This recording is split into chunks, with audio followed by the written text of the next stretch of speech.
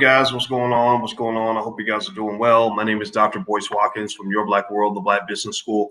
And today I want to talk for a moment about Joe Biden, student loans, and Black people. So we're about to get started on the Black Financial Channel.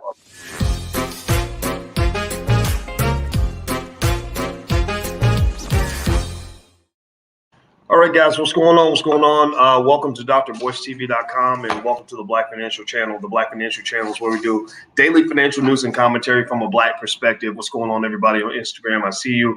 And it's really funny. I'm having a hard time seeing everything because my glasses broke and I had to put on my old pair. One little trick I use, and you may want to think about this if you wear glasses, is I kept my old glasses around in a case in my backpack in case my new glasses broke. And it came in handy because now I'm wearing the old glasses because the new ones just broke for no reason. So anyway, so the funny thing is I can't always see everything as clear because my eyes have changed. So you got to forgive me if I start looking like an old man. And I'm like, what did you say? I can't read. Is that Evan and Jerome? Okay, I see you, Evan and Jerome and Jamie Hall.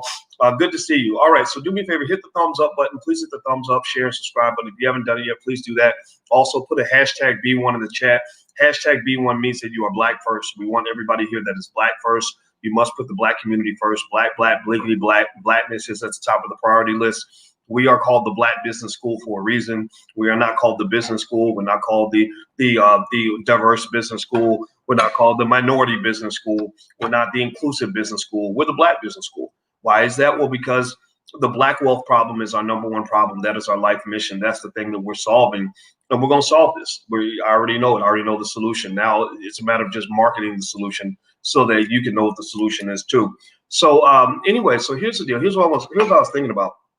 Joe Biden, who I guess we can call him president-elect. I don't really know if he is president or not. I think he is, but he hasn't been officially certified. So no matter who you voted for, to me, that's kind of irrelevant at this point. I vote for Black people in every election. That's who I'm voting for.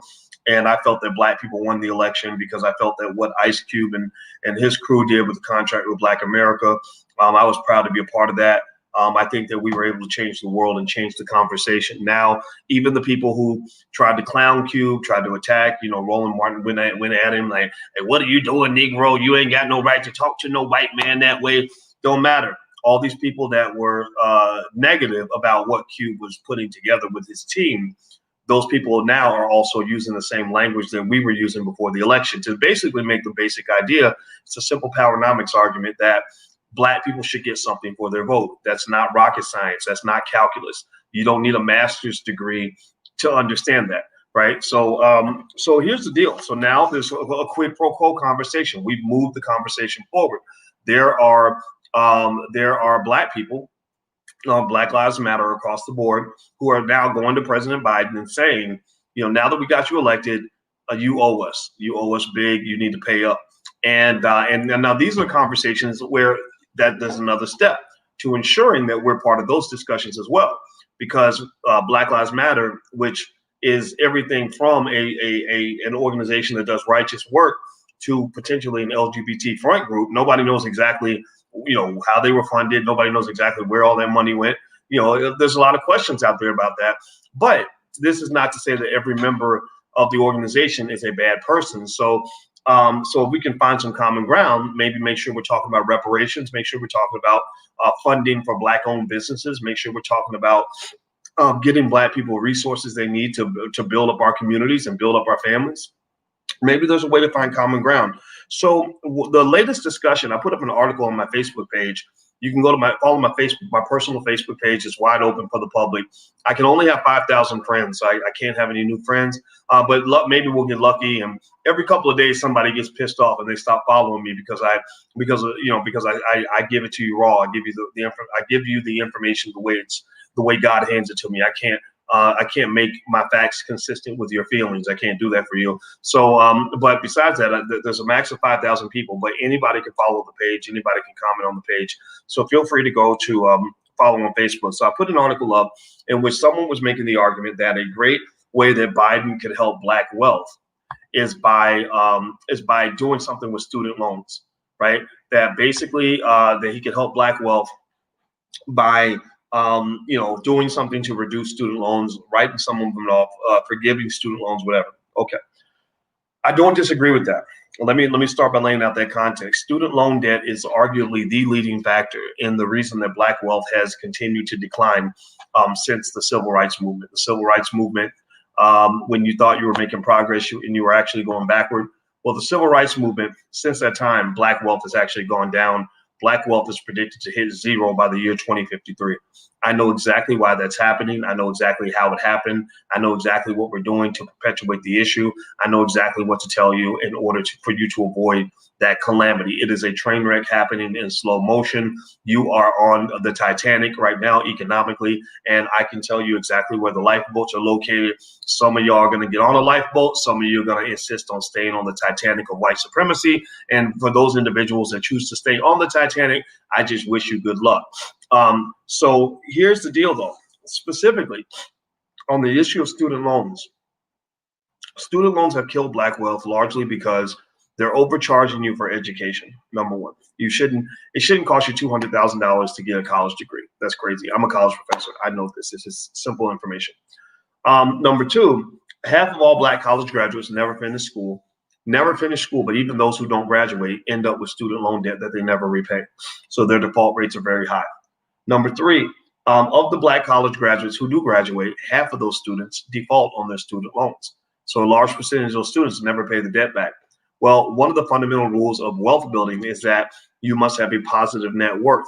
A positive net worth means that your assets must exceed your liabilities. That means that what you own must exceed what you owe. So you have two factors working out of your favor. One is the amount that you owe becomes astronomically high.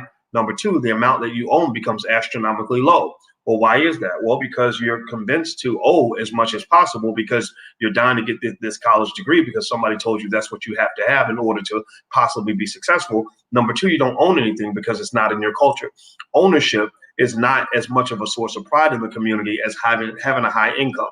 We take more pride in getting a good job than we take in building a strong business. Many people take greater pride in having a big paycheck than they take in owning assets or buying real estate or buying stocks or bonds or the other things that allow rich people to be rich. So you got two converging factors. You got what you owe is growing and what you own is going down. That creates a deficit. That creates a negative net worth. That's why that in the city of Boston in the year 2017, the median net worth of an African American was $8.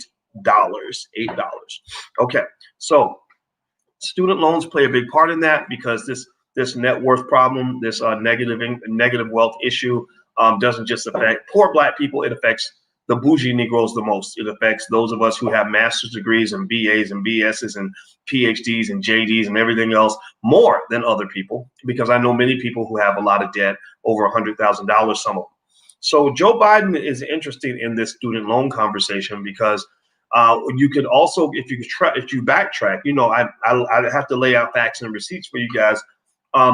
One of the interesting things that occurred that had a significant impact on Black wealth is that there was a law that was passed a few years ago that said that you could not declare bankruptcy on your student loans. Give me a yes or no if you knew that. How many of you know that if you go to a bankruptcy attorney, which is kind of like, the capitalism's version of the Catholic Church, where you go in and you confess all sins and they forgive everything and you walk out with a clean slate. How many of you knew that you cannot write off your student loans? How many of you knew that your student loans that is one type of debt you cannot get rid of? It will stick with you like a bad STD. It will infect you for the rest of your life. How many of y'all knew that? Give me a yes or no.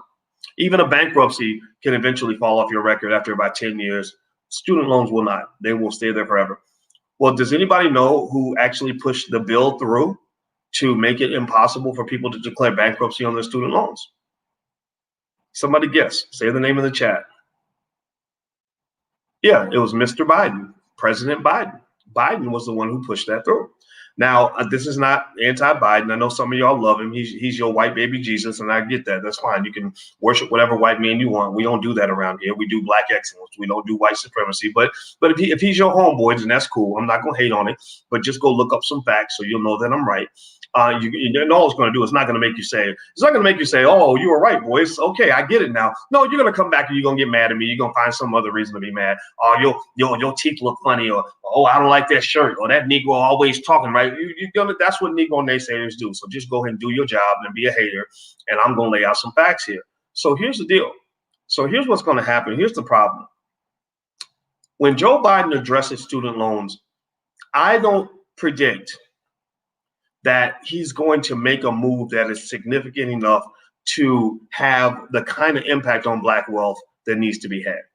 Because if he really, really, for real, wanted to really impact Black wealth with a student loan move, then go back and change that law. Go back and repeal whatever. I got to go look up the details on the law exactly, but go back and repeal whatever you put into law that says people can't declare bankruptcy on their loans. Just do that. Because I'll tell you what, the demand for bankruptcy attorneys would shoot through the roof. I mean, seriously, how many of you right now, if you knew that you could declare bankruptcy and get rid of your student loans, would be looking for a bankruptcy attorney right now so you could get a clean slate and start all over again? I know a lot of people who would say, oh my God, I'd be so happy to get that off my record, right? That would have a more dramatic impact on Black wealth than whatever they've got planned. Because here's the deal. You got to understand, Biden's not he's not a raging liberal. He's not a radical guy. He's a corporate guy. He knows how to work with a lot of different bedfellows. He's worked with the liberals. He's worked with the corporations. He's worked with the deep South conservatives who don't like Black people. He knows how to kind of work with everybody. And to his credit, that's what's kind of required for you to become president. Obama had the same thing. Obama could work with almost anybody. He's that kind of guy, and I actually respect that about him. But the downside of that is that whatever move Biden makes with student loans is probably going to come out a little bit like Obamacare. Obamacare is not bad. This is not an anti-Obamacare kind of thing at all. Healthcare reform is completely necessary. Hillary Clinton tried to do it back in '93. It didn't work. Obama pulled it off. God bless him for that. But here's the thing. In order to pull off something like that, you have to make deals with the devil that are absolutely unbelievable. The corporations are gangsters. They're going to get their money. They're like, okay, you can go out here and do a kumbaya and pretend like you're helping all these people, but we better make sure we're getting paid. So with the student loan debt, which was similar to what happened with Obamacare, I could see Biden saying, okay, we're going to forgive $10,000 of your student loans. Some of you that may be enough. Some of you that may be enough to make a dent. Maybe your debt is only $5,000, $10,000, $15,000, $20,000, $25,000, $30,000, whatever. But there's also those people who have debt, say $50,000 and above. So now your student loan debt drops from $85,000 to $75,000. You're still in the hole. Your net worth is still deeply negative. It's not like that's going to really change your life. So, and then what's going to happen is the government's going to write another big check to all the banks that are going to say, okay, you're giving people, you're paying off these loans for all these people. Well, that means you're going to pay us. So we still want our money, right? So a more idealistic solution would be to make those banks just write off that debt. Make the banks pay the bill, not the government, because your government's already in deep financial trouble. I showed you guys on my Instagram. My Instagram is The Real Boyce Watkins. Anybody who's interested in following an intelligent, thoughtful place on Instagram where we also have fun and act a little silly, feel free to follow me at The Real Boyce Watkins, because one thing I did recently was I put up the national debt clock. And the national debt clock basically shows that I think the U.S. government's debt is approximately $27 trillion. They can't pay that. They can't pay that. Their total tax revenue per year is a little over $3 trillion a year. So to sort of paraphrase the economic state of this country right now, it's like, imagine a person who makes $35,000 a year, but he's over $250,000 in debt. Imagine if you had a friend who said, man, I'm having some financial problem. You say, what's going on? Well, I make $35,000 a year, but I'm $270,000 in debt. Give me a yes or no if you agree with me that your friend is totally screwed. Like they're kind of in an impossible position. So your government's in an impossible position. The chickens will come home to roost. They always do. It's really a matter of you learning how to survive in this environment and doing well. Because all I care about all I care about is you. I don't care about them. I don't care about those people. All right. So anyway, do me a favor. Hit the thumbs up button. Please hit the thumbs up, share, and subscribe button. Also, you can follow me on Instagram at The Real Boyce Watkins. And also, just be warned, though, I talk about a little bit of everything. It's not just financial stuff.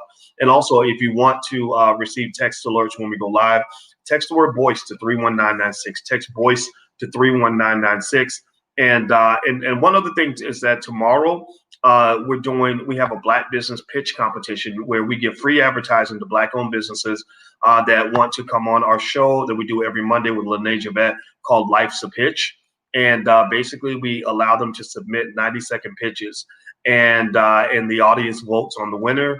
And also they get a lot of free advertising and support from the community. So if you either have a Black-owned business or would like to support Black-owned businesses, we hope you'll join us. There's a URL. It happens on financialjuneteenth.tv.com at 8 p.m. Eastern time on Monday. So we're not just talking about it. We're doing it. We're actually supporting these companies. We're really helping them to succeed. Okay, so the thing about Biden is that I'm not real enthusiastic about the student loan thing. There are a couple of issues that are a little bit problematic about any of the initiatives that they discuss when it comes to student loans. First of all, if you're forgiving student loan debt, what you're doing in a way, unfortunately, is you're punishing the people who were smart enough to avoid going deep in debt in the first place. This does not mean that if you have debt, you're stupid, but some of you grew up in a household where your parents warned you, like I would warn you, to not get deep in debt in the first place, right? Because that debt's going to cripple you for life. Maybe they told you to go to a less expensive school. Maybe they told you to start a business instead of going to college. I personally think that running a good business is, if I had a choice between getting a college degree and running a great business, I'd rather have a great business. And so some of you didn't get any debt at all. So that's not the same as reparations, right? That's not something that's going to help everybody across the board. It helps those who have debt. Also, in that same spirit, a student loan support mechanism helps everybody, all races. All students that have debt are going to get a piece of this. So this is not Black specific. This is something that they're doing for people that have debt. And they're saying, well, since Black people have a lot of debt, this is also going to help Black people too. This is what I call trickle-down liberalism. Ronald Reagan was guilty of having trickle-down economics. His trickle-down economics was, if we take care of rich people and we take care of corporations, then that money is going to trickle down to the masses. Well, that didn't work. That failed because Reagan apparently either didn't understand or didn't care about a fundamental reality about wealth, is that the reason rich people are rich people is because they don't give their money away. They don't let their money trickle out of their pockets. They don't trickle that money down. Money trickles up. Money does not trickle down. And actually, I have to give credit to Ice Cube. We were talking about this, and he said it in that way. And I said, that's a good way to say it. And he said, if you give money to somebody that's out in the street, he's gonna go straight to the store with that. He's gonna go straight to the mall with that, right? And he's gonna spend that money and put it back into the economy. So money tends to trickle up. Money does not trickle down. You give money to the people at the top, they're protecting that money. They're writing off their expenses. They're putting their money into their businesses. They're making investments. 90% of all millionaires invest in the stock market, which is why I've told you guys to invest. So the money don't trickle down, right? So this whole trickle-down liberalism that says we're going to help everybody and it's going to trickle down to Black people, we know that doesn't work because it's never worked before. It's not as if this is a new experiment. It's not as if this is the first time Black people all got together and said, let's all go empower ourselves by voting. You voted in every election, right? You've done this every single time and nothing has happened. So this clearly shows that whatever method you were using to this point does not work. So trickle-down liberalism doesn't work. If Biden really wanted to do something specifically for Black people, something better would be to say, if you're Black, you can go write off your student loans in a bankruptcy. If you're Black, then all your student loans are forgiven, right? Black specific. It must be for Native Blacks, not for people of color, not for minorities, not for non-whites, specifically for the Native Blacks who built this country with our labor and did not get compensated for it. We deserve specific attention. The other thing that's interesting is that student loans, and I thought about this, and you guys know, I taught on a lot of college campuses, Ohio State, University of Kentucky, stuff like that. And I've concluded that student loan debt could almost be defined as a type of predatory lending. I would almost put it in the same category of predatory lending, largely because it's this weird situation where you're taking some 18-year-old kid who doesn't know anything, who hasn't experienced life, and you're loaning that person more money than they could ever get for a business loan. You're loaning them more money than they could ever get for a mortgage. They can't get a mortgage, can't get a business loan, but you're loaning them hundreds of thousands of dollars to go to school. and half of them aren't even going to graduate. Let me see here. Let me look up the definition of predatory lending. I'd be very curious to see. It is let's see here. Predatory lending, this is according to Investopedia, it is the practice of a lender employing unscrupulous tactics to entice, induce, and assist the borrower in taking a loan that they otherwise are unable to pay back reasonably. Many predatory loans have high interest rates, high fees, and are designed to strip the borrower of equity. Let's forget about that second point. Let's focus on the first point. Now, I want you to ask me if you think it fits the description. We're gonna ask if the suspect fits the description. Now, by the way, I'm switching over tabs, so tell me in the comments if you can still see me and hear me. Give me a yes or no if you can still see me and hear me, because I'm switching tabs. I don't want to lose you guys. All right, so let's read this carefully. Think this through, because we're thinkers here. This is the platform for intelligent Black people. If you're not Black and intelligent, or at least trying to be, then you should probably go somewhere else. Predatory lending is the practice of a lender employing unscrupulous tactics to entice, induce, and assist a borrower in taking a loan that they otherwise are unable to pay back reasonably. So let me ask you a question. Give me a yes or no. Most of the 18-year-olds that borrow, $100,000 to go to college, do you think that those individuals are qualified borrowers? Like, do you think that they're making sound economic decisions when they go super deep in debt and borrow the absolute maximum that they can borrow so they can, maybe buy an extra Gucci belt that semester or get a new car or, get some Air Jordans, right? I mean, do you think that they're qualified borrowers that are going to have a reasonable ability to pay? Yes or no? What do you think? So do you think that if you, again, let's read the definition again. So tell me I want you to picture an 18-year-old who's never ever borrowed money in his life, never even had a credit card, but he's signing a piece of paper that is going to loan him so much money that he'll be in debt until he's 70. Do you think that might fit the description of being an unscrupulous tactic to entice, induce, and assist a borrower in taking a loan that they otherwise are unable to pay back reasonably? Is it even reasonable to expect that a pack of 18-year-olds that you've loaned an insane amount of money to, many of whom don't even have a job yet, never had a job, do you think that makes sense? You think that's a wise lending decision? No, it's not. It's not. So by the power invested in me by intelligent Black people around the world, I charge you with being guilty of predatory lending. Student loans are predatory lending.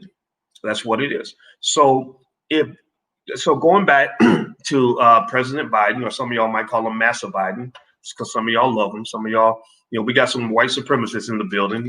Joe Biden is your hero, and that's fine. Forget Marcus Garvey. Forget all the people that fought for your freedom. Forget Nate Turner. Joe Biden is your hero. Okay, I get that. That's fine. But here's the deal. If somebody gives you a predatory loan and then says, I'm going to do you a favor by reducing that predatory loan by 10% or by 5%, is that person really helping you that much? Like, are they really doing something that's truly transformative in your life? Or are they kind of feeding you some BS? I kind of call BS on that, right? Because the debt's not legitimate in the first place. That's the point. It's not a legitimate debt. For example, let's say that when you guys come into the chat and there's a little button that says, click here if you accept the terms and conditions of being in the Boyce Watkins chat. And let's say that in the fine print down below where you don't even see it, I put as one of the terms and conditions that anybody who comes in and watches me in this podcast now owes me $1 million, right? So now I say, I got you. All of y'all, there's a few thousand people that are going to watch this video. All 10, 20, 30, 40,000 of you owe me $1 million a piece. So now I'm filthy rich. Now I have $40 billion because all of y'all owe me $1 million. And then let's say that you come back and some of you can't repay the loan. And let's say I have the power of enforcement, right?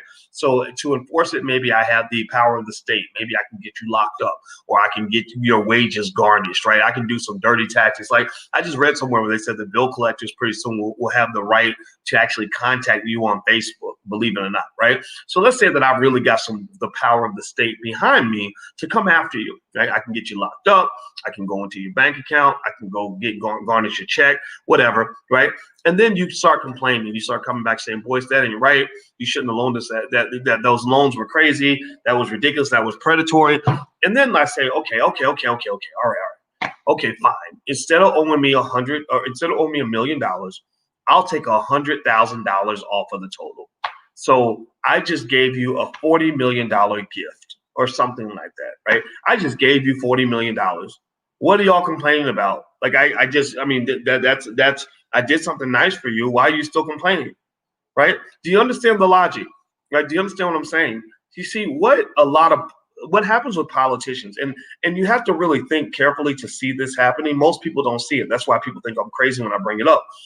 Is what they'll do is they'll create something that's imaginary and then get you reacting to something imaginary and make you think that they actually helped you when really they didn't help you. All they did was they took the thing that they created and they changed it in some way. Like, so for example, if you go to a grocery store, a lot of grocery stores will sell you food in the front of the store that will make you fat and give you diabetes. And then in the back, they'll be like, oh, you have diabetes now. Let us sell you medication that'll cure you of your diabetes. We want to help you. Well, maybe I wouldn't need your help if you hadn't screwed me in the first place, right? Maybe if in the beginning you weren't putting salty, sugary, fatty crap in everything that we eat. I mean, it's damn near impossible to eat healthy. You have to work hard to find healthy food. Y'all know what I'm talking about. Like, I mean, they put sugar in stuff that ain't supposed to have. You're like, how did this much sugar get into a bottle of ketchup? Ketchup ain't sugar, right? But they screw up your food. So, and then they make you sick, and then they charge you money to get better. So you don't charge me on the front end and the back end. Most people just get screwed from the back. We get screwed from the front, the back, the side, north, south, east, west, everywhere. So I think that a more fundamental solution to all of this, and I'm sure somebody like Elizabeth Warren would get this, right? And she would agree with me. I actually like Elizabeth Warren. I like that white lady. I'm going to say that. I wouldn't vote for her as president. I think she's a little too much. But maybe if you could put her in there with like a good, strong black candidate who's really got some sense. I don't know, her and Dr. Claude Anderson. Like if we had a rainbow coalition, Dr. Claude Anderson is either the president or vice president. I'm not going to be sexist here, right? But I think the black man should be the leader. I think the white woman should take second place. But either way, though. But then again, there's never been a white female president, so who cares? So, but the thing is, Elizabeth Warren will probably get this, right? Elizabeth, because what's going on is something much deeper than just scraping stuff off the top, right? Joe Biden forgiving $10,000 of your student loan debt doesn't go near the core of what's really happened to you. What's really happened to you is that somebody gave you a predatory loan on an overpriced commodity at the age of 18, and then they're torturing you for the rest of your life as you struggle to repay a debt that you never should have had in the first place. Also, the other deeper issue is that universities are being allowed to increase tuition at astronomical rates. If I were to show you guys a chart, I'm going to see if I can find a chart real quick on this so I can share my screen. Do me a favor, hit the thumbs up button if you haven't done it yet. Let me see here. I'm going to find a graph on college tuition. If you're watching on Instagram, you can't see this. So if you want to see it live, just go to theblackfinancialchannel.com, theblackfinancialchannel.com. You can see the graph. All right, let me see. I'm going to just find any graph. Let's see. This is private. Okay, here we go. No, let me see. I'd like to see something that compares it to the rate of inflation or something like that. Here we go. Here's a good one. All right, so I'm going to share my screen, and forgive me if I do it wrong.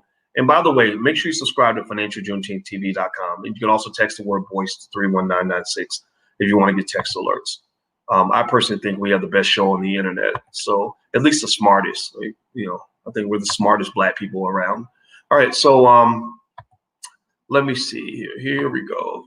I'm looking, sorry, I'm doing my Fred G. Sanford look because I literally have my old glasses. So it's hard for me to like read the screen. But I want you to look at this graph here, and maybe I can enlarge it. Let me see if I can click on it. Let me see if I can make something happen here. Oh, crap. Okay, let me get rid of this one. Okay, so here's the graph at the top, and I'm gonna try to see if I can enlarge it. I don't know if I can actually enlarge it. Okay, I cannot enlarge it. All right, so you see here the green line is tuition and fees, and you see this shows tuition increases since 1978. If you compare that to medical care, shelter, CPI, which is inflation, and food, the tuition cost has skyrocketed, like it's gone crazy, right? And it really started, I mean, the big point where of inflection, if you will, where it really started to take off is the early 90s. And I think that's about when they made it really easy for you to borrow, when they made borrowing really easy. And what was interesting about that is I think that their argument was, kind of the socialist argument that says, we're going to help people by making student loans more readily available. But if you don't control the cost of tuition, then what you're doing by offering loans is you're creating inflation of education. You're causing the price to go up because now universities know we can charge any price we want and people are going to pay it because all we got to do is get them to sign a piece of paper that's guaranteed by the government to have them get a student loan. And then the universities get their money. That's why the universities have gotten filthy rich. So to give you an example, it would be like if I was selling, I don't know, let me see. If I was selling coffee or water and we were all thirsty, let's say everybody needs water and I'm the only guy selling water. And let's say that there's a limited supply of water and I know that everybody's thirsty. So I say, water is going to be $5 a bottle. And so some people may pay it because they really want water and there's no other place to get water. And that's what it is. But then let's say that there are some people who can't get the water, who are just like, I'll pay it, but I don't have the money, right? So let's say somebody comes in and says, well, we'll loan you any amount of money that you need in order to get water. We'll loan you up to $50 for water. Well, then people who normally couldn't afford $5 water will start bidding. They say, oh, I'll pay $6. And somebody else says, I'll pay $10. I'll pay $14. So what will happen is that the price will go up because you offered all this financing to purchase this a commodity that's in restrictive supply, but I can just keep jacking up the price because now everybody can afford it. So because the demand is always going to be there no matter what, because everybody needs the water. So the demand for college is always going to be pretty strong because everybody was convinced that they all need college. So what I'm really saying is, and this is really interesting because a lot of people give me a hard time about it. They think I've actually, flip-flop my opinion, and I have changed my opinion because the conditions have changed. You must change your mind as the information changes. So in 2004, I wrote a book called Everything You Ever Wanted to Know About College. If anybody has any kids going to college, feel free. The book's out there on Amazon. You can find it. It's really good. I basically tell all the secrets that a professor knows about college so that your kids can go to college and do well. I'm not a fan of kids going to college, wasting their time, partying all the time, getting more caught up in their Greek life than they are in their academic life. I always thought that stuff was stupid. Even when I was an undergrad, it doesn't make any sense. But here's the thing. I am firmly convinced that not only is college not the only way for you to get ahead economically, sometimes it can be as much of a detriment as anything else. And also, many of our students, including millions of students who attend HBCUs, are not being given the proper equipment and training needed to be a successful Black person in America, because Black people need an overabundance of entrepreneurs. We need people that know how to create jobs because we don't have jobs. And because we don't have jobs, we have to go beg for jobs from white people. Well, that's a problem because white people are not your friends. They're not your allies. They don't want to see you succeed. So you end up being stuck in a type of slavery. So if you really want to dig deeper, I'm going to give you what I think Joe Biden's solution should be to this whole college tuition student loan issue. The solution should be dealing with the cost of tuition. Tell these universities, stop increasing your tuition. You cannot do that. We will not allow you to charge above $25,000 a year to go to college. What explain that? Why is your tuition, like Syracuse University? I used to teach at Syracuse. Why does it cost $72,000 a year for a kid to go to college at Syracuse? That doesn't make any sense. And on top of that, they're racist as hell. So your black child is signing away $72,000 a year of his economic future, all of his family wealth, to a bunch of bigots that don't even want him on campus. Are you kidding me right now? And it's proven that that school's racist. They're in the news all the time for racism. They're like the Louisville Police Department where Breonna Taylor got killed. They're always getting national media attention because of their racism. And I knew this when I was on the faculty there, and it really pissed me off because the racism was affecting everybody. It wasn't just the students. So the thing about it is that these universities have to keep their cost of tuition down. Also, if Biden were to make a move and he really wanted to do the right thing, which they're not going to do this because they're politicians. They don't survive doing the right thing. They survive by doing what keeps them in office. You would go to the banks that where the debt is owed, and you would just say, look, y'all need to write off some of this debt. The government ain't going to pay it. The student ain't going to pay it. But remember, somebody's always got to pay the damn bill. Right? Somebody's always got to pay the bill. So the question to always ask when stuff like this happens is like, well, who's paying the bill for this? Okay, so wait a minute. I'm going to get my loans forgiven, which is good for you, right? But then the bank's not paying anything. Let's say the banks are going to get their money. So that means that the taxpayer is going to pay that. The taxpayer, somebody's got to always pay the bill. So I'd rather have the banks pay the bill than the taxpayer pay the bill. And in fact, actually, even when you go deeper and you talk about conversations on reparations and things like that, these corporations need to be paying reparations. These corporations need to write big checks, and if they really want to impress me, they'll write these big checks to things like the Powernomics Corporation and allow Dr. Claude Anderson to implement a $500 million economic repair program for the entire Black community. Why not? Why are you scared? Why do you think Black people need overseers? Why do you feel like you're the only ones who are qualified to administer the resources to Black people? Well, I'll tell you why. It's because you believe in a paternalistic way that you are just smarter than us. You believe that you should be our parents. You believe that Black people only operate properly if we have an overseer.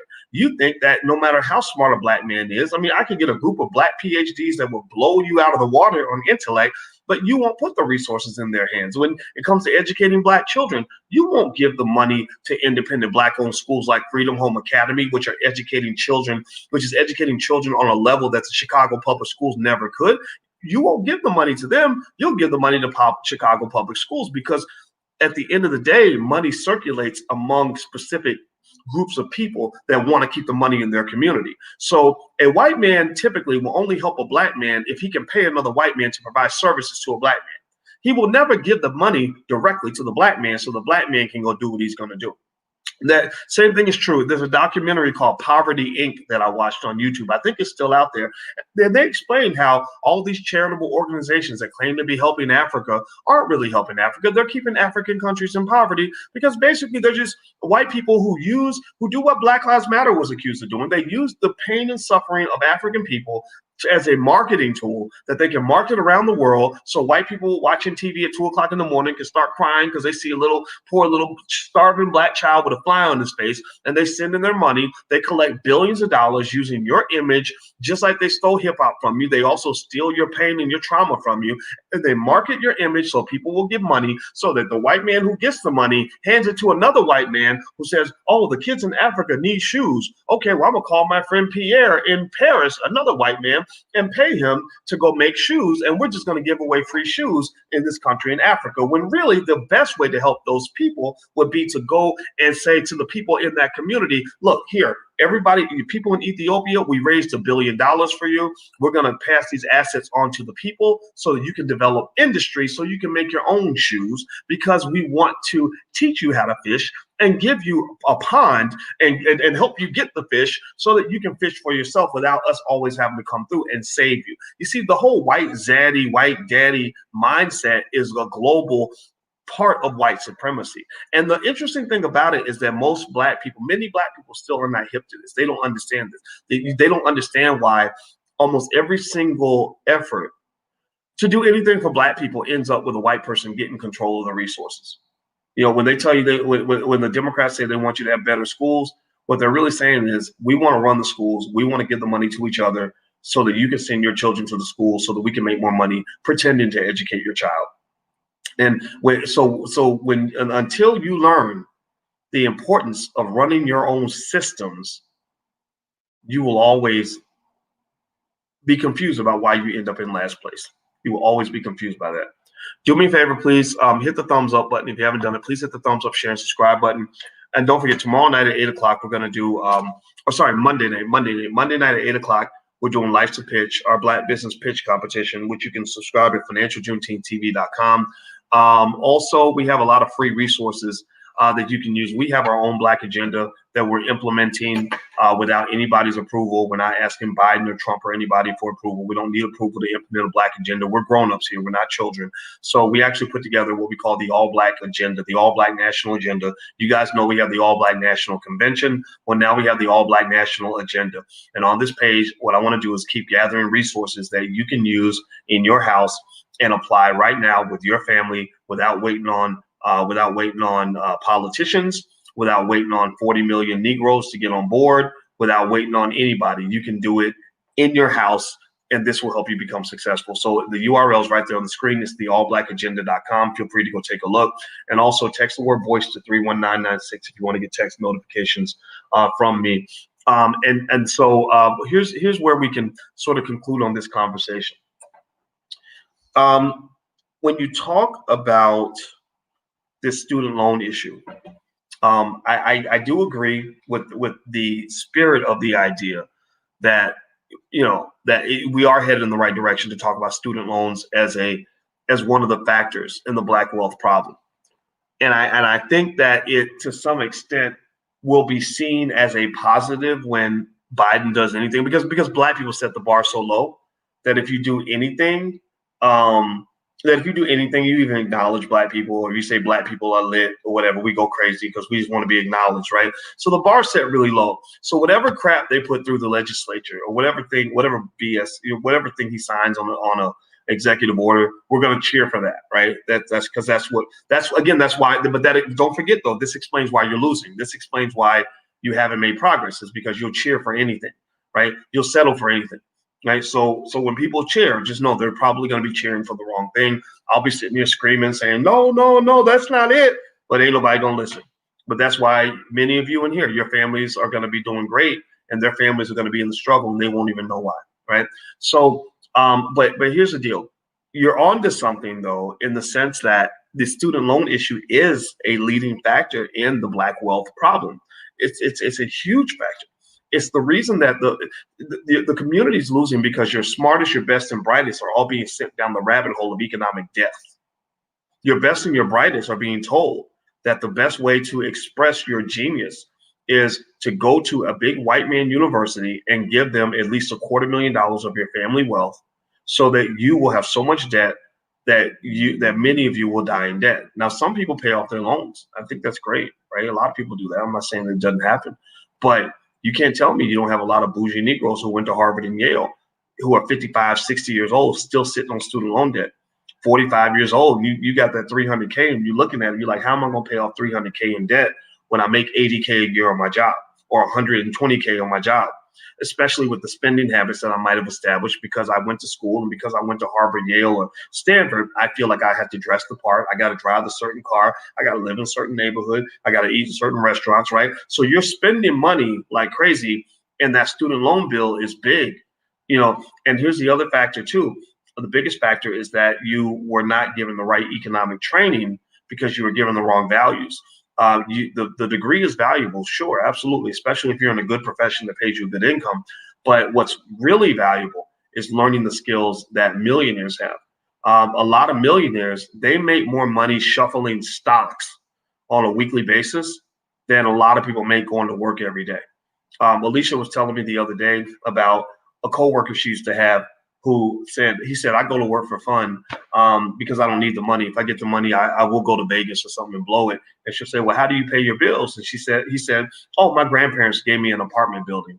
They left me an apartment building, right? So because he has the apartment building, he gets, he's pulling in the 10, 20,000 a month from rent from the apartment building. He doesn't have to go to work. He just does it because he wants something to do.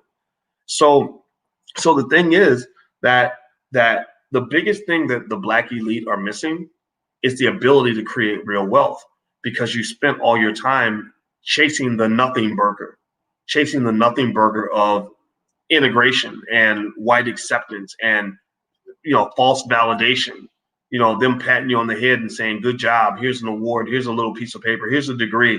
Now I'm the first white man who got all your money from college. Now I'm gonna send you to go and donate to another white guy. Now you've got a certificate, so you can go to the new plantation and you can go work there until you grow old and gray and dead. And the beauty of it is that we're going to be milking you like a cow economically, and you're actually going to think that you're winning because you're going to have just enough money to get by, enough money to survive, right? Just like we do with our cattle. We make sure the cattle have enough food to eat so they can keep on grazing and doing what they're supposed to do, right?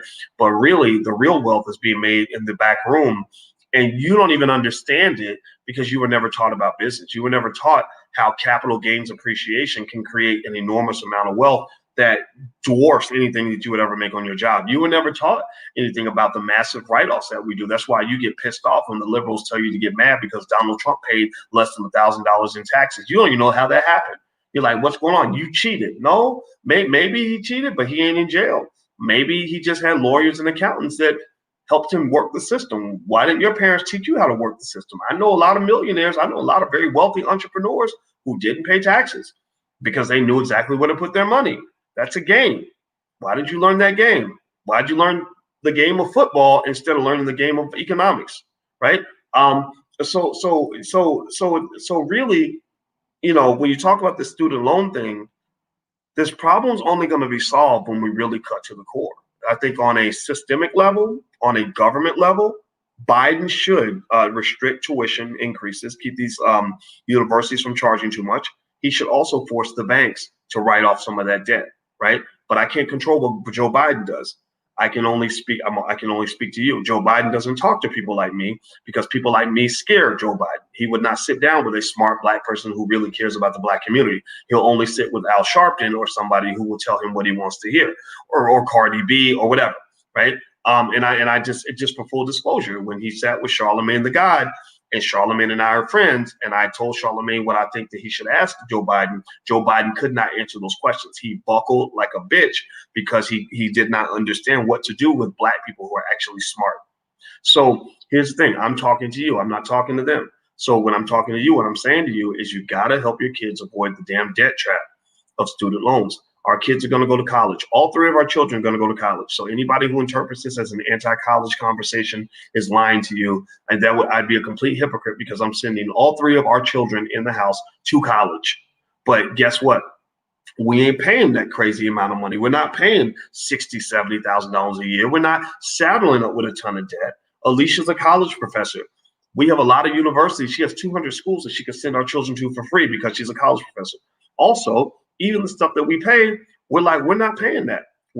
That's not worth it. You can get the same thing over here for a lower price. And then on top of that, we're giving them the ultimate economic protection, which says, look, I can't tell you what to do, but when you go to college and you ever want to make real money, then give me a call. If you get tired of chasing jobs, that's when I'm going to put you in an entrepreneurship program so you can learn how to make real money. That's when we're going to talk about owning real estate. That's when we're going to talk about how much money is being made in the stock market. Maybe you don't get it now. Maybe now because you're 17 or 16 or whatever. Maybe you're not hearing what I'm saying because you know how kids are. Kids don't listen, right? So maybe they're not listening. But there's going to come a day. There will be a day where you're going to become economically woke. I call this economically woke, where you're going to become economically conscious. You're going to become conscious of how hard it is to get money. You're going to become conscious of how much you hate spending 40 hours a week around people who hate you. You're going to become conscious about the racism that exists in this country. You're going to become conscious of how your economic limitations keep you from pursuing your dreams. And then you're going to come talk to me, and then I'm going to liberate you. And when you're ready, I'll be here. And what I'm going to do is I'm going to put you in a space where you're going to get really good at running your own business and making investments and owning stocks, bonds, and real estate, etc., so that you can actually accumulate real wealth, not just go slave for somebody for the rest of your life and own nothing in the process. Do you follow what I'm saying? So you must make a fundamental shift. If you are listening to what I'm saying, I am telling you with complete total certainty that the system that they have black people following is a system that leads to economic death. So if you're investing, I congratulate you because you're doing the right thing. If you're only in real estate, I congratulate you because you're going to be separated from the pack. If you're building that business and your family's working with you and helping you and you're doing your thing, I congratulate you because your economic wokeness is at a different level. So what's going to happen is you're going to start vibrating at a higher frequency from much of the Black community. You'll be playing Powernomics, not Strugglenomics. Your conversations won't be about how hard it is to be Black. Your conversations will be positive. You're going to talk about how many great opportunities there are. And I've done that. I'm in Atlanta. I went to a group yesterday with a bunch of Black business owners who are many of whom are doing extremely well. And you will be amazed how wonderful the conversations get when you're around people that don't just want to sit around and talk about how terrible it is to be Black. They've gotten to a point where they now see opportunities because they have grand economic vision. You see, people that have economic vision can see wealth and opportunities where other people don't see them. It's almost like a curse. It's almost like being a psychic. You know how a psychic can see your aura and your spirit. They can see your past, present, future. They can see ghosts, and people think they're crazy because they see things. They're like, oh my God, there's something around you, and you're like, what are you talking about? There's nothing here, right? Well, that's what it's like to have economic vision. Having economic vision is where you can look at a person with talent and see all the great things they could do. I know people that are good entrepreneurs who will look at somebody and be like, oh my God, you could make $10 million. Look at the way you do hair. Oh, if we market that and brand that properly, oh my God, you're sitting on millions of dollars. And somebody who's closed-minded is going to be like, what are you talking about? Like, I don't want to hear that. Like, that's not true, right? Because they don't see it. So teaching your kids to have economic vision is the number one vaccine you can give them that will protect them from all this nonsense, all this strugglenomics. It makes me very, very sad when I see the proud Black professional who went to college, where all they can do every day is talk about how it sucks to go to work every day and be mistreated by white people. Like I feel bad for them because I'm sitting there thinking, wow, you got the sucker package and you bought into it, completely. And because guys like me are marginalized by mainstream media, and because in your white supremacist training, you're trained to believe that Negroes only have validity if they're on TV, then you're not even listening to people like me. You're listening to people that are only going to feed you more of the very same thing that's poisoning your reality, poisoning your future. So I don't know what to do to help those people. I'm not here for those people. I'm really here for you because you're here. All right. So anyway, I'm going to hang up now and go in there and spend some time with Alicia. We like to watch Star Trek. That's one of our new favorite shows. And also, I want to remind you, I don't know if you guys know, we have a new movie out called Happy. I told you guys we're building a Black-owned movie industry, and it's happening. It's getting done. And there's a new film directed by Taki Grant called Happy, Hapi, and it goes back to the Nile River and it explains how many modern-day economic systems link all the way back to ancient Africa, Kemet, Kush, Egypt, etc. And it's really, really good. It took years to make this project. It's a Black-owned movie.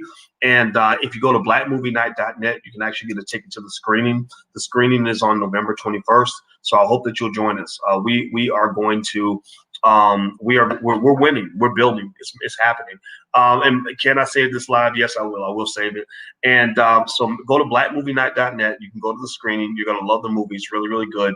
Also, text the word voice to 31996 if you'd like to get text alerts when I go live. I can't always send out text alerts, but I send them out whenever I can. And also, if you happen to want to join the Powernomics Masterclass, Dr. Claude Anderson is on our faculty in the Black Business School. That's what makes the Black Business School unique. Dr. Claude Anderson is the leading godfather of Black economics in this generation. He is the Marcus Garvey of our generation. And you're not going to find him at a white university because he's too Black. You're not going to find him at any HBCU because he's too Black. Howard University, ironically, and this is very sad for Howard, Howard University has been in the same city with Dr. Claude Anderson for 40, 50 years and has never once had him come to their campus. Not one single time. Here, this man wrote a book that is considered to be the Bible, one of the best-selling books on Black economics in the history of this country. It is the Bible of Black economics, Powernomics, and you haven't had him on campus once. That makes me very sad, and it makes me very suspicious of you, to be honest with you. You've had a zillion white people coming on there speaking about nothing. You've had a bunch of lame people who are harmful to Black people. You probably even had a few conservatives and Republicans and everything else.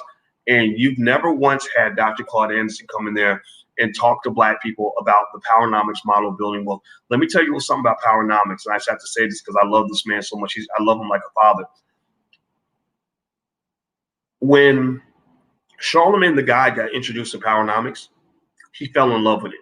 He fell in love with it. He loved it so much that he flew down with Tiffany Haddish to Dr. Anderson's house just so they could sit with him and hear his ideas, because the ideas were so fresh and new and strong. When you first read Powernomics, give me a testify in the chat if you've read any of the books by Dr. Anderson. You know what I'm talking about.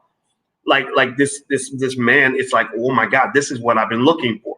He has receipts. He explains the slave codes and exactly what specific laws they put in place to control your thinking and how that affects you today. He breaks down exactly what a slave cost, in South Carolina in 1845 versus what the same slave cost, in 1862. Like he breaks these things down, and it's the kind of stuff that you're not going to get at any white school anywhere. White people don't teach you this stuff because this stuff makes you dangerous. When you learn of the truth, you're like, oh my God. And then he lays out the Powernomics plan, the Powernomics model. He explains exactly why all these systems that you're committed to, these educational systems, these universities, why, despite the fact that you have millions of Black people going through these universities, that your wealth has gone backward.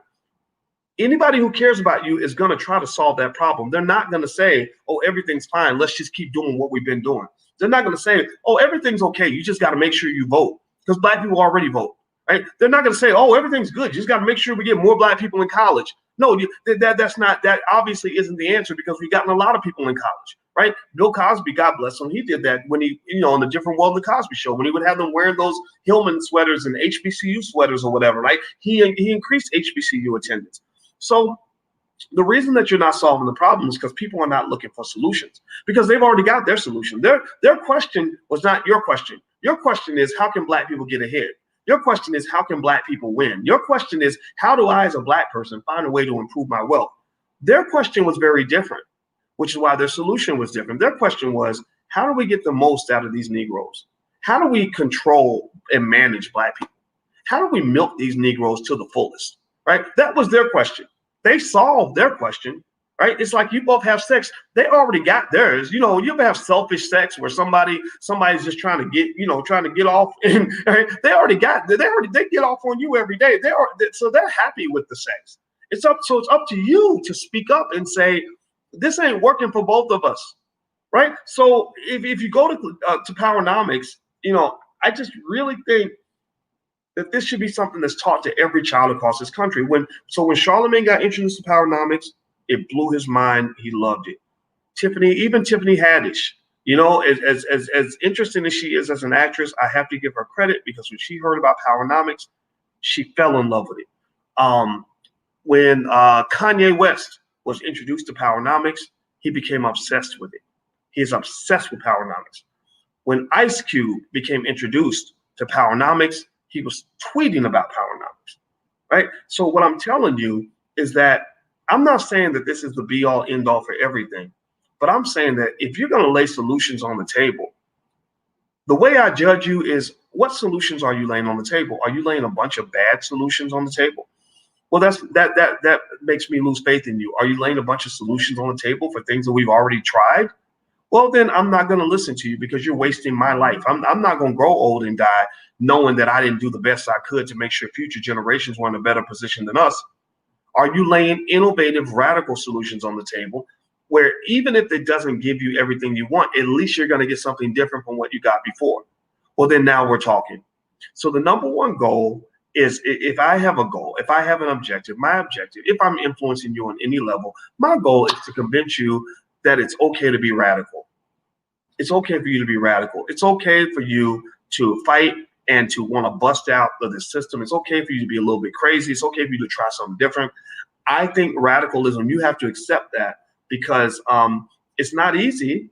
When you're radical, you get marginalized. I think about this. I mean, I was the only Black person in the entire United States to get a PhD in finance during the year 2002.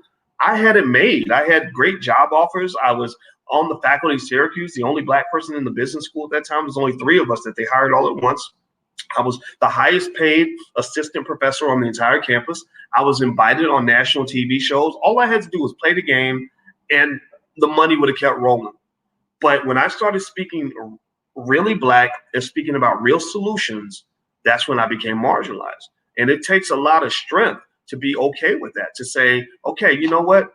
I think I'm smarter than you. I think that what I'm coming up with is really good. I think you should listen, but you're not going to listen. I'm going to, be pushed out of the mainstream. That's fine. And I'm okay with that, right? So I think that for all of us, you have to do that, because you can't be a revolutionary and try to seek to be accepted at the same time. It's just not going to work. Okay. So anyway, I see you guys disappearing on Instagram. I'm going to bring you guys right back if you want to finish up the conversation with us. So I'm going to bring you guys right back.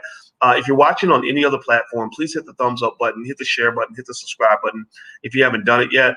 And what are we talking about? Well, today we're talking about Joe Biden and student loans, and whether or not the release of student loan debt is going to be an adequate solution for Black people. And so do me a favor, please hit the thumbs up button while I try to figure out if I'm going to hit the right button. You know what? I may not be able to hit the right button here. Let me see if I can do this. I don't even know. I always mess this stuff up. You know what? I think I'm going to be done. I think I need to go hang out with Alicia anyway. Hold on. Okay, there we go. All right, so I'm back. Okay. All right. So anyway, I'm going to throw up a couple of your comments real quick. Let me see here. So somebody says, you're talking about Biden, but why didn't Trump do this during the 4 years he was president? Well, that's a good point, Cloud9 Music. I'm glad you brought that up. We're not talking about Trump. That's not who the discussion's about, because Trump probably isn't president. And I'm not a Trump supporter. I did not vote for Trump. I voted libertarian. And I get tired of the stupid argument where we're always comparing Biden to Trump. I compare Biden to Biden. That's what I compare him to. I don't compare Trump. I compare Trump to Trump. I compare Trump to Biden to Trump. Or sorry, I compare Trump to Trump, and I compare Biden to Biden, and I compare Black people to Black people. I'm not trying to get into the whole like, oh, Biden must be wonderful because he's better than Trump. If you want me to agree with you that Biden's better than Trump, sure, why not? I don't really give a shit. Okay, let's see. Regina says, it would help me out. I owe $91K and just hate. I even went to college. Yeah, well, you know what, Regina? A lot of people, if they could get a refund, give me a yes or no. If any of you could like go to your college and turn in your degree and get all your student loan debt removed, how many of you would be willing to do that? How many of you would be willing to hand back your degree and get rid of the debt? Like, so if you owe $91,000, like Regina, you got a $91,000 piece of property you can hand them, and you hand them the degree. They take $91,000 off your credit, so you got good credit now because that big debt is gone. How many of you would do that? Give me a yes or no. I'd be really curious. Okay. All right, I see a lot of yeah. Okay, I see a hell yeah. Yeah, I see a hell yeah from Chef Joy. Yeah, I mean it's kind of a simple thing, right? Let me see here. Okay, somebody's talking about Thimba's talking about her man and stuff like that. I'm gonna have to block you, sister. I don't know. You know what? Maybe I shouldn't have blocked it. Maybe I don't know.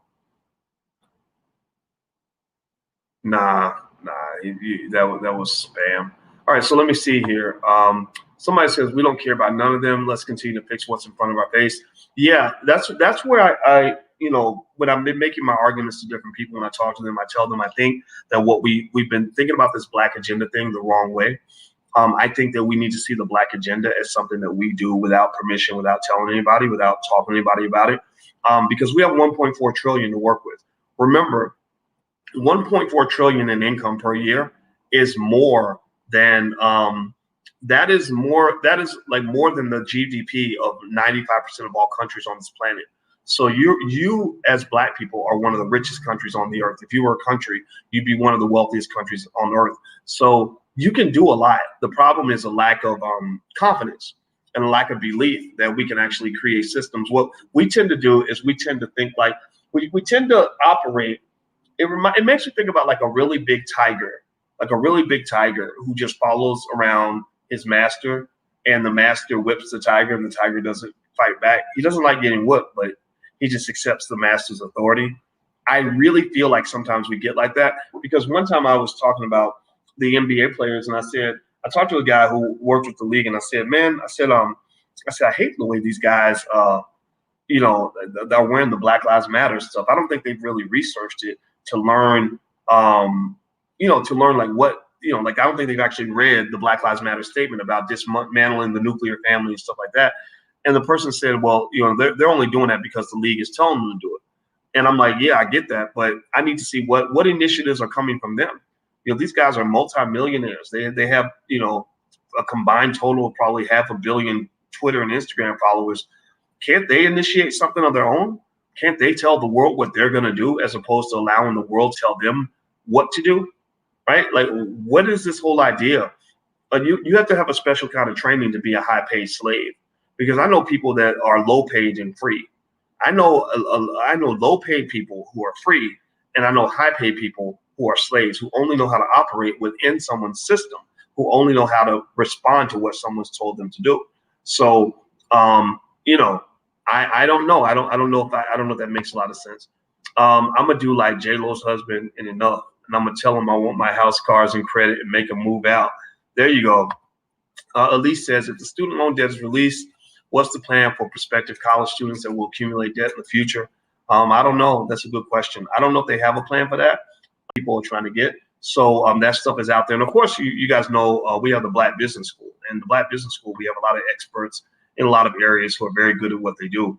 So you can feel free to take a look. In fact, if you want to learn about stock market investing, there's a URL from a stock market program. The first month is $1, and it's really, really good. We have a money back guarantee, and because we know how great it is. So feel free to give that a try. I can explain everything you need to know. The curriculum's already there. It's very, very good. You'll love it. And also there's a private blog where you can ask me questions and all that stuff. And we do, regular gatherings each week. And there's a section where I actually show you what stocks I'm buying. It's called What Dr. Boyce is Buying. You get free access to that. So you don't actually, if you want to just even see what I'm buying, and if that's something that means something to you, you can take a look. So feel free to go to the blackstockmarketprogram.com. The URL is right there. Let's see here. Mac Men says, we appreciate all your efforts to elevate and educate Black thought. Well, I appreciate you for listening. When I first started doing this, I had a lot of people that told me not to do. They said you really shouldn't be trying to talk about financial literacy to Black people. They said Black people are not going to be interested in that.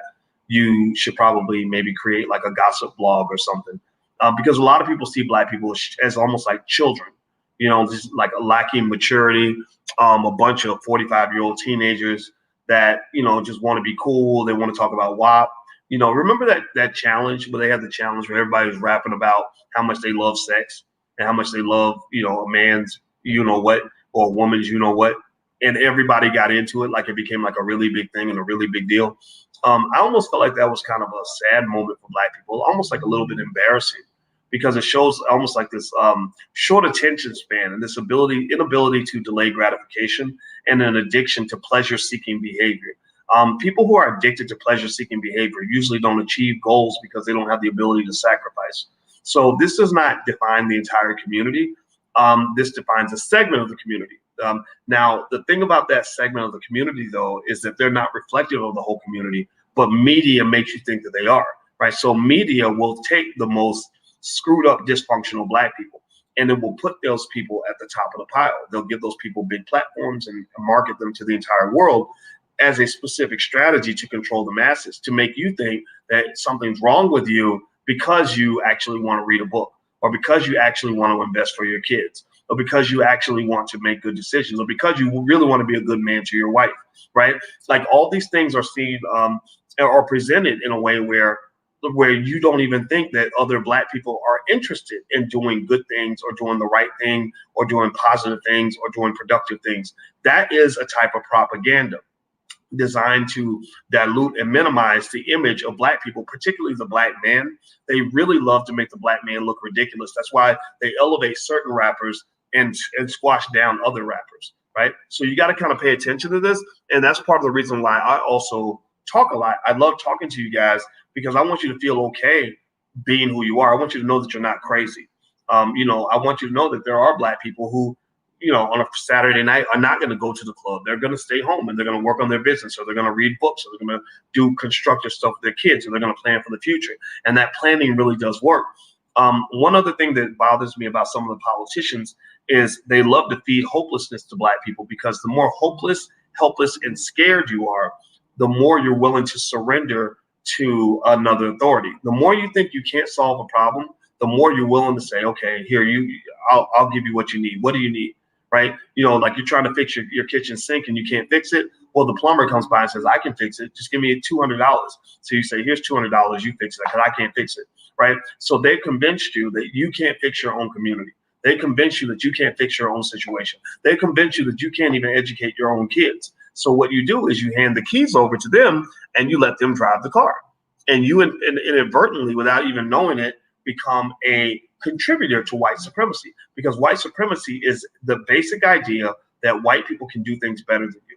It's the basic idea that whiteliness is next to godliness, that being next to white people, being validated by white people matters a lot. And you see white supremacy everywhere. And one of the interesting things is that people miss white supremacy because it usually comes from black people. The majority of the white supremacy I see comes from black people, where if you think about this, right, let's say you got a room where the black people are supposed to, or better yet, let's say that in this room, let's say a black guy's walking in the room and he thinks in this room, the black people are supposed to be at the back and the white people are supposed to be at the front.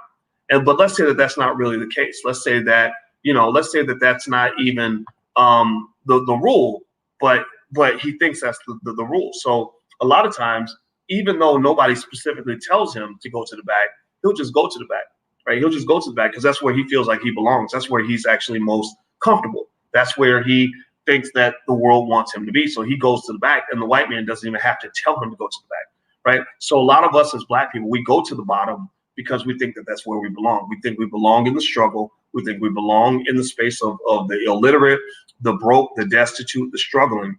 And that's where a lot of us just naturally go. So you take a person like that who's committed to strugglenomics, who's committed to a struggle reality, like, oh my God, it's so terrible to be black. I can't make it. I'm gonna die, right? And then you give that person money. You give them resources. Let's say you give them $1 million. Well, a lot of times, what's that person gonna do with the money? Think about this. They've been in the struggle. Why would they try to better themselves? There's no way to do it, right? Maybe the Democrats one day will come and make life better, right? So that person probably hasn't, because they're not empowered, hasn't invested any time into developing the tools of empowerment. They've probably never taken a class on how to start a business. They probably never learned how to invest. Why would you listen to an annoying guy like Boyce Watkins when you can just go to the club, go hang out with strippers, go smoke some weed? I mean, why should you try? You're black. It's going to be a struggle anyway, right? So then when opportunity knocks, you hand them a bunch of money. What are they doing? They're doing this. Doing what the rappers do. They're out making it rain. They're working themselves right back to where they think they belong. They think they belong at the bottom, so they're working themselves right back to where they naturally feel like they should be, because being black means you're supposed to be at the bottom. So they're working away like they're going to get rid of anything that's going to propel them so they can go right back into a horrible situation.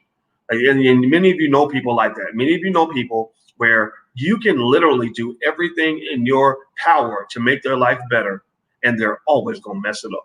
Tell me, give me a yes or no if you know anybody like that. Some of y'all got relatives like that who literally you could get them a new apartment. They'd be like, oh, I'm so sad. You start feeling sorry for them. Well, what do you need? Well, I need a new apartment. Okay, well, here's some money for your down payment. I don't have no money in the bank. Okay, I'm gonna put some money in the bank for you. I need a new car because I can't get to work. Okay, well, let me get you a car, right? You get them a car, you help them get an apartment, you give them some money, you help them get a good job, and it does not take long for them to fuck it all up. Tell me if I'm lying. There are people like that who literally, no matter how hard you try, they will, whatever good thing you give them, they will find a way to destroy it. That is all up here. That is all up here. That's not really, that's not financial. That's not just as simple as financial literacy, because I can show you that.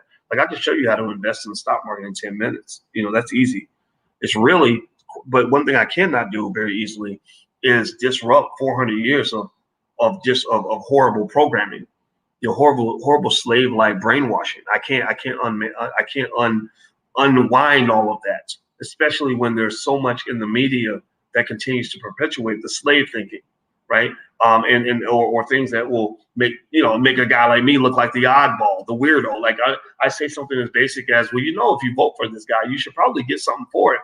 What's wrong with you, Negro? What's wrong with you? What you mean? Black people ain't supposed to get it. We're supposed to keep them in power. Black people did this. We got them in power. Well, what'd you get for it? Well, we ain't supposed to get nothing. What's wrong with you? Why are you hating?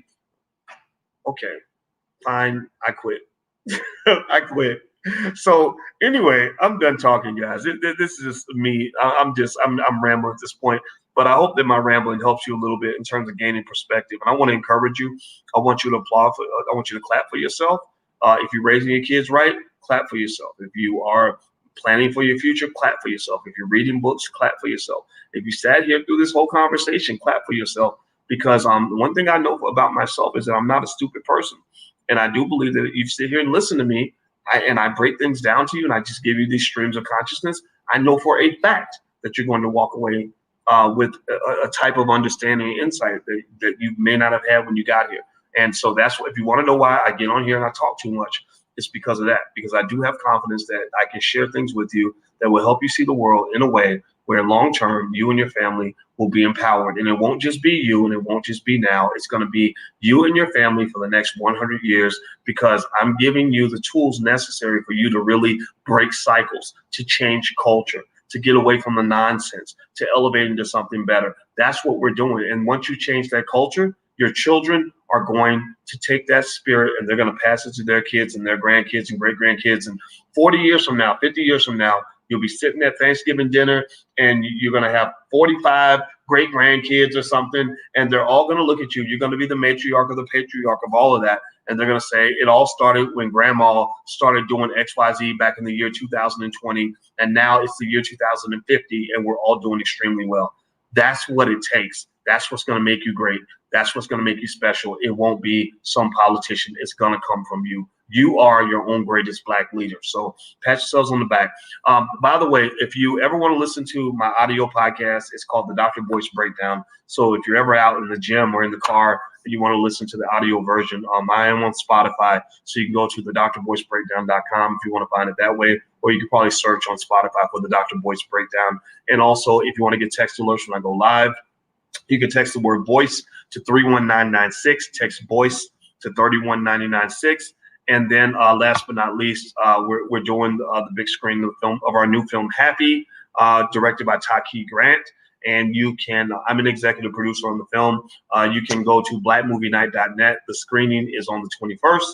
So if you'd like to join us, it's an excellent film about how modern economic systems derive themselves in ancient Africa, ancient Kemet, ancient Egypt, etc. And he goes all around the world and films all over the globe on this film. It took years to do this. It's a great Black movie. So I hope that you'll support it as much as you supported the Black Panther. Wakanda was not real. Wakanda was not real, but ancient Kemet was real, right? Wakanda was not real, but Kush was real.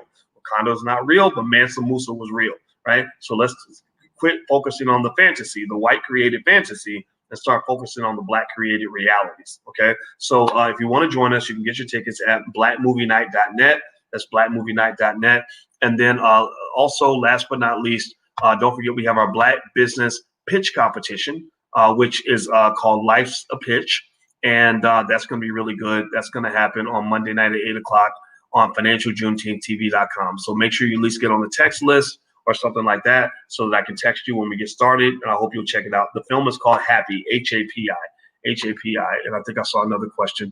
Okay. All right, guys. So I'm out of here, guys. I'll be back tomorrow. I love you. Thank you for listening. And I hope you have a wonderful night.